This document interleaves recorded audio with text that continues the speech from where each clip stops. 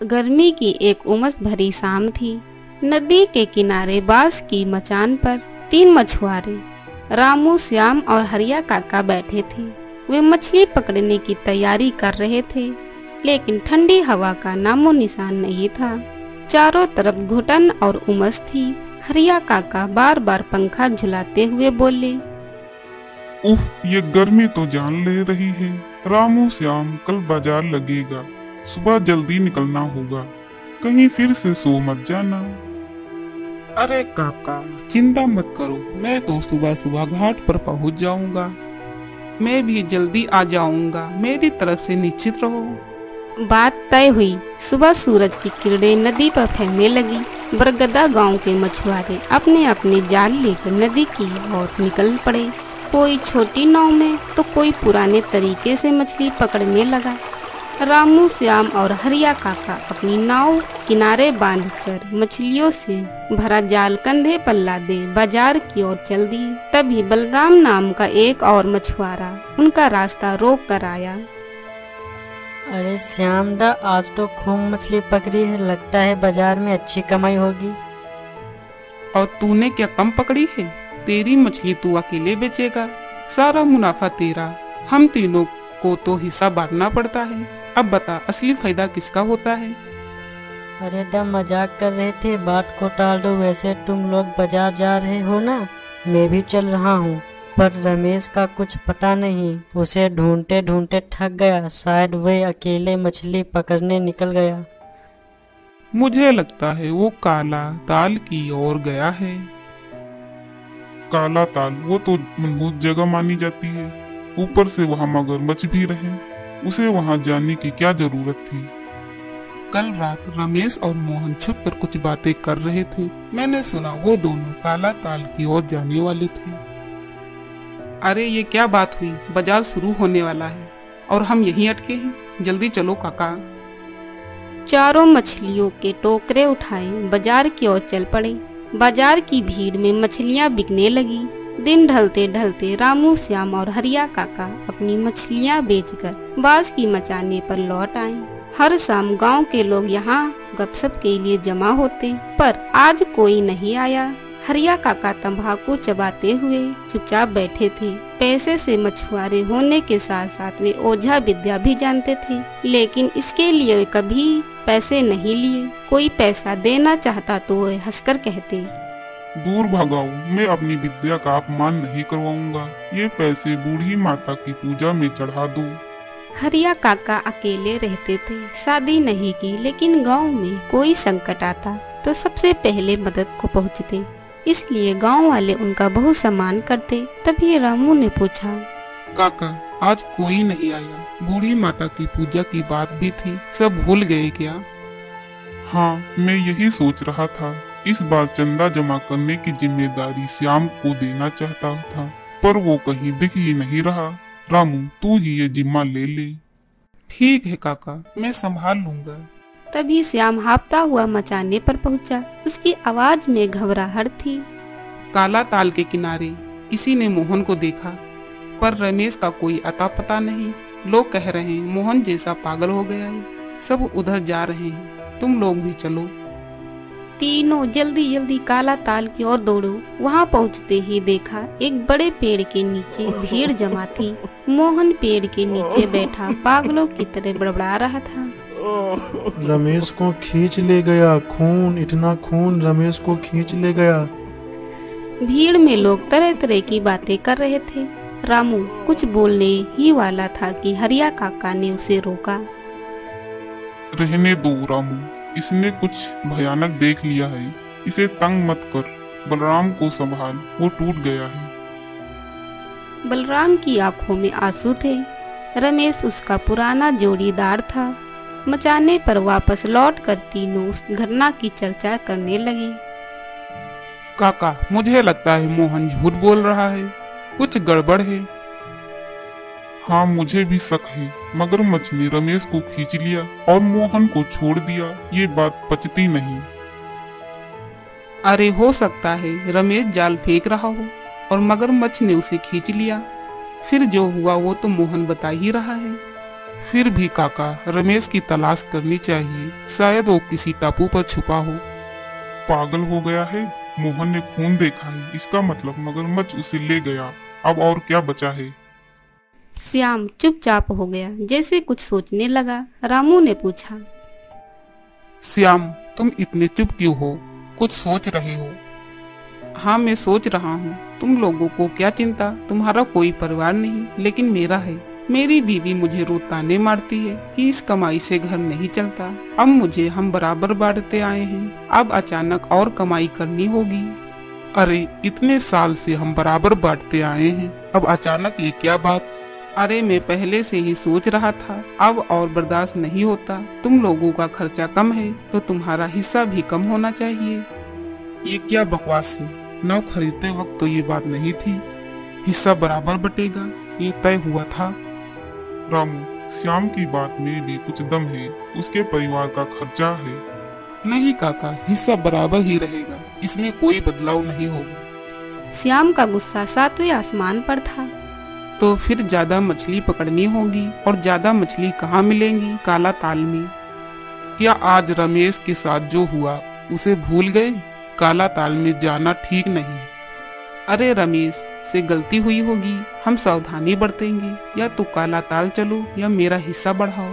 ठीक है श्याम, कल सुबह काला ताल चलते हैं, बूढ़ी माता रक्षा करें। बात पक्की हुई। अगली सुबह अंधेरा घटने से पहले ही तीनों नदी के घाट पर थे। हरिया काका ने बूढ़ी माता को प्रणाम किया। हे बूढ़ी माता, हमारी रक्षा करना। रामू ने पातवार खींचनी शुरू की। श्याम चुपचाप बैठा कुछ सोच रहा था। रामू थक कर बोला, श्याम दा, बस चुप बैठे रहोगे? मेरी सांस फूल रही है, पतवार में हाथ बटाओ। हाँ, बस थोड़ा और, लौटते वक्त मैं संभाल लूंगा। नाव काला ताल पहुंची। चारों ओर अंधेरा और सन्नाटा था। रामू ने जाल फेंकने की तैयारी की। काका, मैं जाल फेंक रहा हूँ, नजर रखना, मगरमच्छ दिखे तो बताना। श्याम शांत बैठा था, उसके चेहरे पर अजीब सी चालाकी थी। रामू ने जाल फेंका। लालटेन की मंद रोशनी में सन्नाटा और ठंडी हवा थी। तभी हरिया काका की नजर दूर किसी चीज पर पड़ी। रामू, जाल खींच, कुछ काला सा नाव की ओर आ रहा है, मगरमच्छ हो सकता है। रामू ने जाल खींचना शुरू किया। तभी श्याम उठा और अचानक रामू को धक्का दे दिया। रामू पानी में गिर पड़ा। ये क्या किया श्याम? रामू को निकालो। एक कदम भी आगे बढ़े तो तुझे भी फेंक दूंगा। रामू बहुत उछल रहा था, अब सारा धंधा मेरा होगा। रामू पानी में तैरने की कोशिश कर रहा था, लेकिन दलदल की लताएं उसके पैरों को जकड़ रही थी। धीरे धीरे वह डूबने लगा। हरिया काका की आंखों में आंसू थे। तूने लड़के को मार डाला। अब तेरी बारी काका, कोई गवाह नहीं छोड़ूंगा। श्याम हरिया काका की ओर बढ़ा। तभी पानी से एक भयानक आकृति उभरी। उसका शरीर रामू जैसा था, पर वह रामू नहीं था। उसका चेहरा धुंधला था और मुंह से सफेद धुआं निकल रहा था। ये क्या है?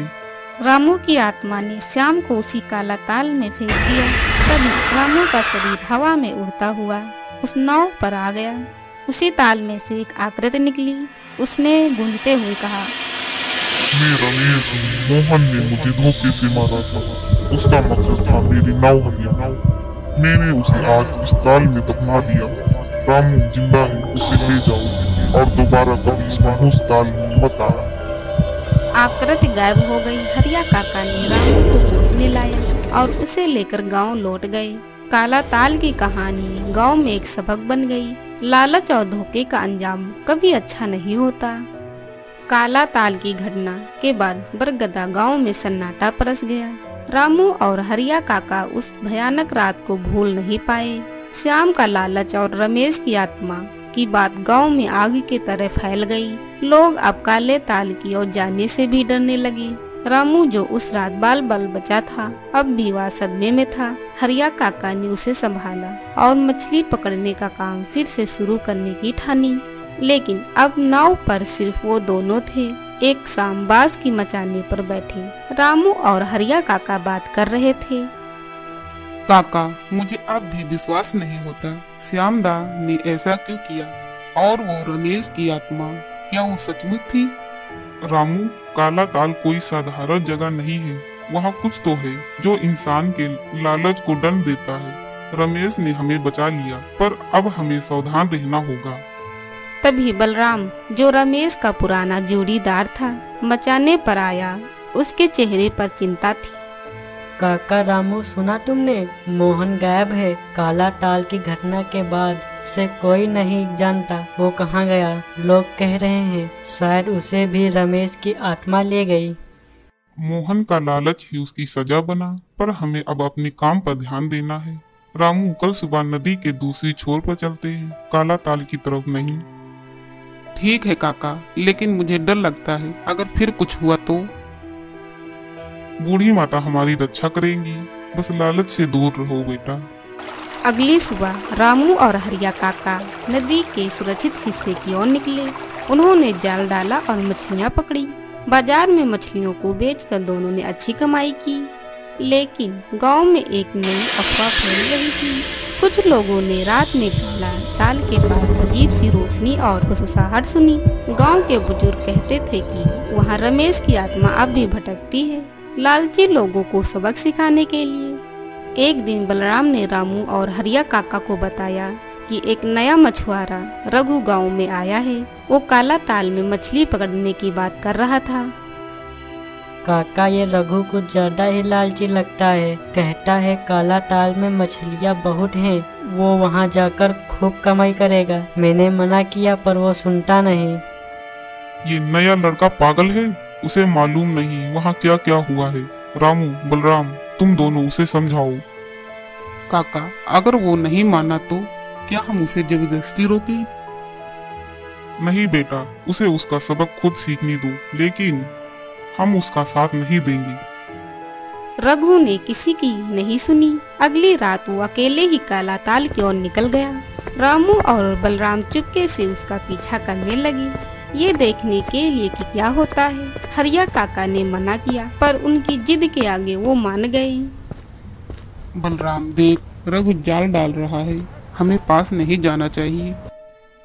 हाँ, पर अगर उसे कुछ हुआ तो हम बस दूर से देखते हैं। रघु ने जाल फेंका। अचानक पानी में हलचल हुई। एक काली आकृत पानी को चीरती हुई नाव की ओर बढ़ी। रघु घबरा गया और जाल खींचने लगा। तभी एक जोरदार धमाका हुआ, जैसे पानी में कुछ फटा हो। रामू और बलराम ने देखा रघु की नाव डगमगाने लगी। अरे ये क्या है, कोई बचाओ। इससे पहले कि रामू और बलराम कुछ कर पाते, एक सफेद धुआं पानी से उठा। वही भयानक आकृति थी जिसे रामू ने पहले देखा था। उसका चेहरा धुंधला था और आवाज गूंज रही थी। रघु, तेरा लालच तुझे ले डूबेगा। ये दाग उन लोगों का है जो धोखा और लालच छोड़ चेतावनी दे रहे हैं, वापस मत आना। रघु डर के मारे कांप रहा था। उसने नाव तेजी से किनारे की ओर मोड़ी और भाग खड़ा हुआ। रामू और बलराम भी डरते डरते वापस लौट आ गए। अगले दिन रघु ने गांव छोड़ दिया। उसने किसी से कुछ नहीं कहा, बस चुपके से चला गया। काला ताल की कहानी अब गांव के लिए एक चेतावनी बन चुकी थी। रामू और हरिया काका ने फिर कभी उस ओर जाने की हिम्मत नहीं की। बलराम ने भी नदी के सुरक्षित हिस्सों में ही मछली पकड़ने का फैसला किया। हरिया काका हर सुबह बूढ़ी माता को प्रणाम करते और गांव को समझाते। लालच और धोखे का रास्ता कभी मत चुनना। काला ताल सी मछलियां नहीं बल्कि इंसान की सच्चाई भी परखता है। समय बीतता गया। बरगदा गांव में शांति लौट आई। रामू और हरिया काका ने अपनी मेहनत से कमाई की और गांव वालों के साथ मिलकर बूढ़ी माता की पूजा का आयोजन किया। काला ताल अब भी वही था, रहस्यमय, खतरनाक और लालच का सबक सिखाने वाला। लेकिन गांव वालों ने इससे दूरी बनाए रखी और बूढ़ी माता की कृपा से उनका जीवन सुखमय रहा।